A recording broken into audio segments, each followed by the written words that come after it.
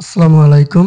শুরু করতেছি নবম শ্রেণীর বাংলার ১৪১ পৃষ্ঠার যে শূন্যস্থানটি আছে, সে কালিঘরটি আছে, কালিঘরটি নিয়ে যেটি ৬.১.৮ কবিতার কাঠামো বুঝি। এখানে বলা হয়েছে স্মৃতিস্তম্ভ কবিতাটি পড়ার পর নিচের ছকটি পূরণ করো এবং প্রথম কলামে জিজ্ঞাসাগুলোর জবাব দ্বিতীয় কলামে লেখো।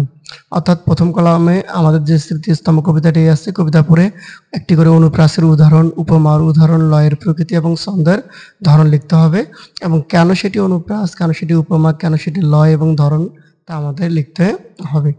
এর আগে আমাদের বর্তমান যখন আমি ভিডিওটা বানাই, ভিডিওটা বানানোর সাথে, সাথে আমাদের নোয়াখালী, ফেনী এবং বিভিন্ন জায়গায় বন্যা প্লাবিত হয়েছে।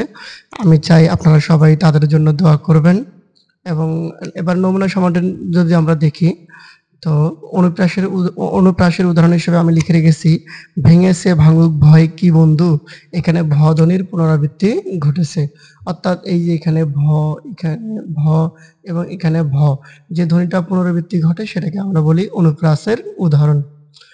উপমার উদাহরণ, আমরা জানি উপমা হচ্ছে তুলনা।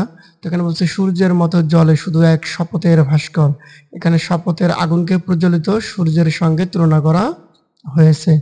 লয়ের প্রকৃতি, এই কবিতাটা যেহেতু একটু মধ্যম গতিতে পড়তে হবে, সুতরাং আমরা বলতে পারি এটি হচ্ছে লয় মধ্যম প্রকৃতির।